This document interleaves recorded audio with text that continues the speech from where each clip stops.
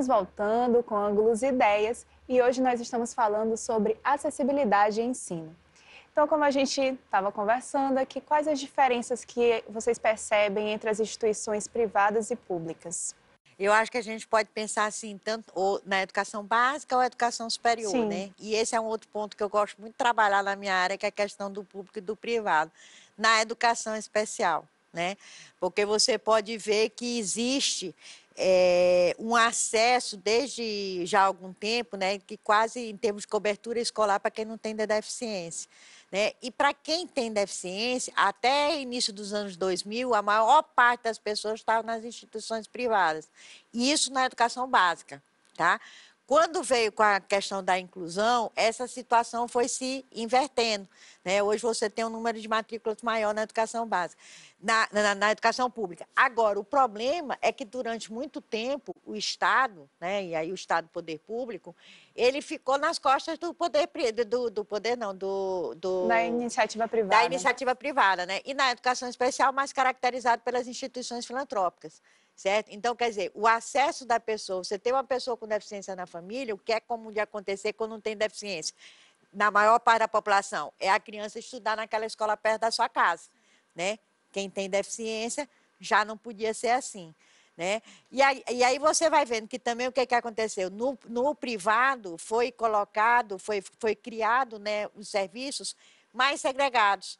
Né? Então, era escola especial, né, principalmente. As classes especiais já eram mais no setor público. E agora, com a inclusão, também está indo mais para a escola pública. Isso na educação básica. Agora, na educação superior, havia anteriormente ao programa Incluir um número maior de matrículas nas instituições privadas. Aí, nesse período de 2005, foi 2005, né, do programa Incluir, o governo federal lançou um programa que chamava Incluir, né, que chama, né? Chama, é.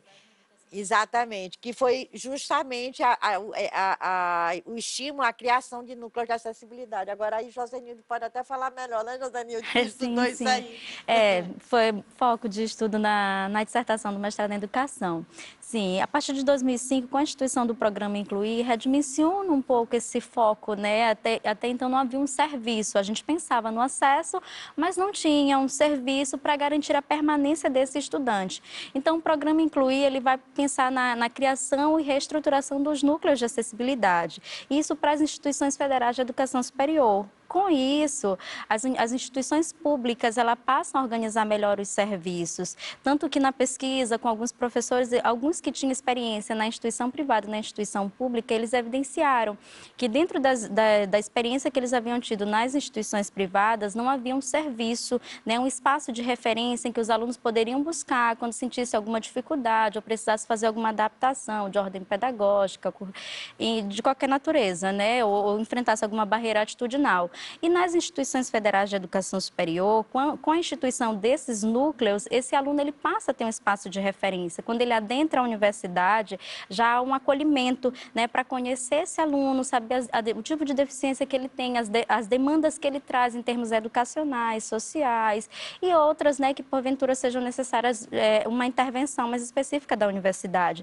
Então, assim, há um cuidado a partir de 2005, e aí a UFMA, ela, a partir de um projeto, inclusive a professora Marisa, ela participou da elaboração desse projeto que foi submetido ao Ministério da Educação, que aprovado, trouxe recursos para a universidade, houve a implantação desse núcleo e, por fim, a contratação de profissionais, a partir de concursos públicos. Então, assim, há um redimensionamento, há um cuidado a partir de então de oferecer serviços que possibilitem a esse estudante uma permanência e que possibilite também isso na aprendizagem dele. Não é só garantir o acesso, mas é garantir condições para que ele desenvolva suas potencialidades. É muito interessante quando o próprio projeto, ele demarca que não é só ver esse estudante a partir de suas limitações, mas enxergá-lo também a partir de suas potencialidades, daquilo que ele pode contribuir para a universidade, para a sociedade, para o desenvolvimento de maneira geral. E os profissionais, eles têm sido capacitados para receber essas pessoas com suas devidas necessidades? Ou como é que ainda está fraco de capacitação? Sempre tem a necessidade. Aí eu vou dizer novamente, a educação básica e a educação superior. Né? Na educação superior, tanto o governo federal quanto as redes de ensino têm promovido constantemente formação. Até porque formação de professor hoje é um grande, né, é uma grande questão, né, na educação. E isso tem sido feito constantemente. Agora, não basta. Né? Até porque também um outro problema que se impõe é que não basta a formação, tem que ter um suporte, tem que ter um apoio para esse professor, para essa escola, né? Porque nós como professoras, eu também já tive um aluno com deficiência numa escola, né? Eu comecei minha carreira assim. Eu era professora de educação infantil de uma turma comum, isso já há alguns anos, que aí eu digo que nem minha mãe, não vou dizer para não contar minha idade, né? Não descobrirem minha idade. Então, era uma escola comum e tinha uma criança com deficiência. Então, eu sei o que é você ser professora de uma sala, né, com uma pessoa com deficiência. Também não tinha uma formação, minha formação foi se dar muito mais a partir disso. E aí, o que acontece? Você tem que ter um apoio que também te dê essa condição de suporte, né, para poder ir. E na educação superior, né, você tem também, são palestras, são ciclos de estudos, né, oficinas, que ano foi outro, eu acho que há uns 2 anos atrás, em 2015, aqui na UFMA, a aula inaugural, né, foi uma professora de São Carlos que veio dar e teve uma oficina para os professores também. Agora, a questão da formação também é uma coisa que sempre os professores colocam, né? Ah, não sou formado, não fui formado. Sim, Né? não consigo, não tenho Exatamente. habilidade. Eu acho só como proposta é importante que a UFMA faça um seminário sobre educação superior e leve tanto os professores de outros estados daqui também, e os alunos e as pessoas com deficiência, porque ninguém melhor do que as pessoas com deficiência para estar lá, para estar se colocando.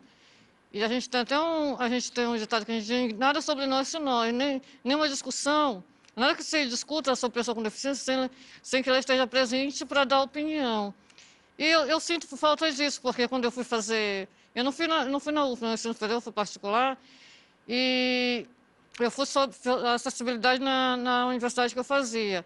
Tanto que houve muita discussão lá, professores não queriam ser orientador, porque eu queria colocar as dificuldades que eu passei na escola por estar numa universidade que não tinha acessibilidade, que o único local da universidade que eu ficava era apenas a minha sala e a cantina. E eu não podia, não subia para falar com a diretora, não subia para falar, não ia para a biblioteca. Então eu queria colocar todas as dificuldades que eu passei.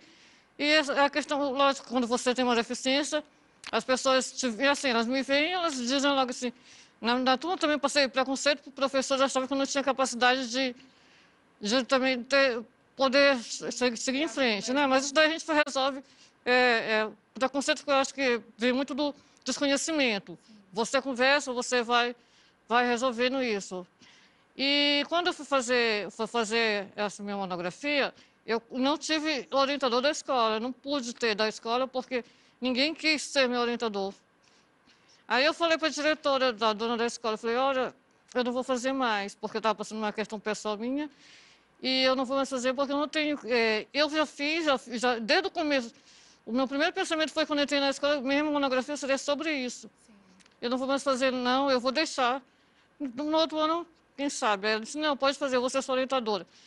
Aí tudo bem, e a própria diretora da escola abriu o leque, eu falei do núcleo, poder fazer um núcleo também lá, e foi muito bom, tanto hoje que na universidade, Santa Fé, eles já fizeram vários, assim, a questão de barreira arquitetônica, já tem acessibilidade, e tem intérpretes de Libras, e não sei como é que está, que eu não tenho acompanhado, assim, o andamento lá. Mas acho que a gente vai construindo, assim, desconstruindo preconceito, construindo, assim, nós que chegamos agora, chegamos há muito tempo nessa luta, a gente vai abrir espaço para outras pessoas com deficiência que estão vindo, que querem estudar. Tem muito jovem, tem muita gente que quer... a gente estava falando aqui da questão da educação, tem um gargalo no ensino médio. Como é que esses jovens, por que eles não estão passando por ensino superior? Por que é um número pequeno de pessoas com deficiência no ensino superior? Então, a gente tem que ser trabalhado isso, a educação... O Estado tem... como é que está sendo a educação?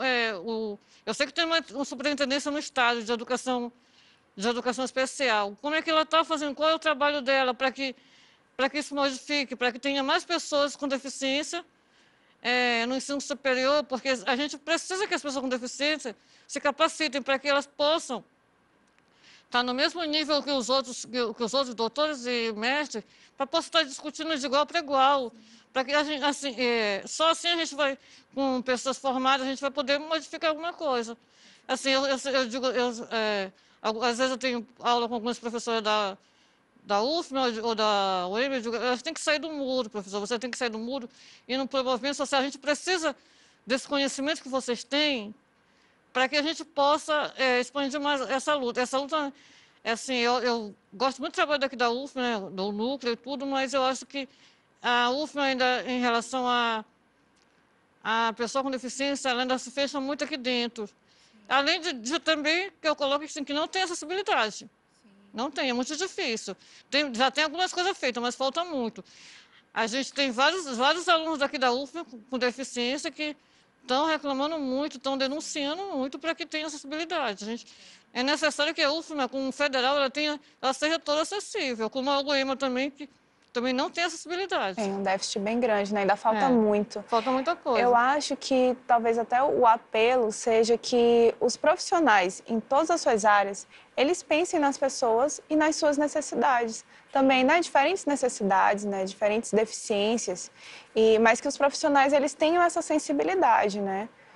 Como assistente social, o que a senhora vê nessa necessidade da sociedade e nesse despreparo, talvez, dos profissionais? Sabe, uma questão, como ela bem evidencia, isso que está posto aqui permeia o aspecto que é cultural. E eu acho, e um outro ponto que a gente também precisa apontar é que não vamos trazer também essa ou essa responsabilização apenas para os sujeitos. A gente precisa das condições adequadas para desenvolver uma prática que minimamente acolha, que minimamente atenda, né? Então, a gente precisa de profissionais qualificados, nós precisamos de recursos, né? Acho que a questão das barreiras arquitetônicas dentro da universidade, ela é gritante, né? Então, a Adeline aponta elementos que são importantíssimos e a gente não vai fazer uma universidade acessível sem recursos. E hoje a gente evidencia um problema muito grande a nível de Brasil, que são os cortes excessivos, né, do governo para a área da educação. E assim, nesse momento, aí a gente apontou o programa Incluir como um avanço e tudo, todas as perspectivas que ocorreram a partir dessa instituição, mas hoje nós enfrentamos problemas também em termos de recursos, né? O que nós temos hoje para assegurar a acessibilidade? O que nós temos hoje para assegurar uma educação de qualidade, né? Então, essas questões, elas precisam ser pensadas para além do indivíduo, né? A gente não pode trazer isso para um fórum individualista. A gente tem que trazer a discussão para uma discussão ampla, pensar em que política pública nós temos, né? Que recursos nós temos, que estruturação, que direcionamento, quais são as diretrizes que nós temos hoje. E aí a gente vai pensar nessas questões que são estruturais, vai pensar nas questões que são culturais também, que vai envolver as questões atitudinais. E assim, todo esse aparato, ele só vai ser redimensionado quando a gente realmente modificar a estrutura, né? Do que está posto em termos de financiamento. Nós temos financiamentos assim pífios, né? Se considerando as demandas que nós temos, os alunos estão chegando, como nós bem colocamos, agora haverá 10%, né, de alunos por curso.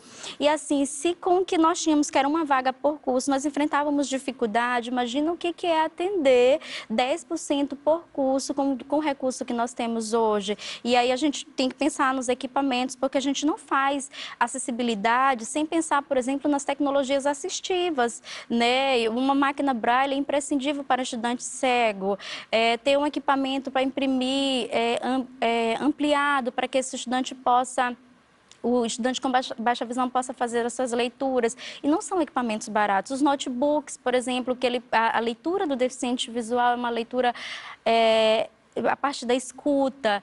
Então, assim, são equipamentos que ele tem uma vida curta, né, e que não são relativamente caros e que a gente não tem recurso suficiente para atender todas essas demandas, entende? Então, a gente vai pensar não só, assim, a discussão que eu trago é não se fechar no indivíduo, mas pensar também nas condições estruturais, pensar nesse Estado, pensar que a educação ela é um direito do cidadão e uma responsabilidade do Estado. Então, a gente precisa ser participantes, co-participantes desse processo, mas entendendo que o Estado tem uma participação, uma responsabilidade muito grande nesse sentido. Não se faz inclusão sem recursos, não se faz inclusão sem as condições mínimas, né, para se desenvolver. E, assim, a gente tem que redimensionar muita coisa para a Universidade Federal do Maranhão hoje, por exemplo, como a Adeline traz, em termos estruturais, para que ela seja acolhedora para todos os estudantes, ela exige uma reforma geral, né, em muitos pontos. Alguns pontos nós avançamos muito, mas em outros pontos deixa muito a desejar.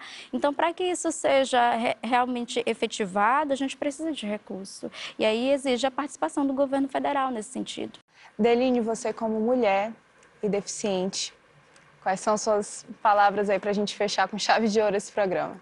Bom, eu quero agradecer a participação e dizer que eu espero que daqui, assim, a gente possa, deste programa, quem sabe a reitora, né, da UFMA esteja assistindo, e que a gente possa fazer um seminário para estar discutindo essa política de educação superior aqui na UFMA, porque para a gente é muito importante que as pessoas com deficiência estejam na UFMA, estejam estudando, sintam a UFMA como um espaço delas também. E para isso a gente, só junto, só trabalhando todo mundo junto, essa política, a gente pode modificar a sociedade. Só todo mundo, senão a gente vai continuar do mesmo jeito, sempre brigando, sem chegar a lugar nenhum. Verdade. Bom, eu agradeço a presença das nossas convidadas. Tenho certeza que o papo foi muito esclarecedor.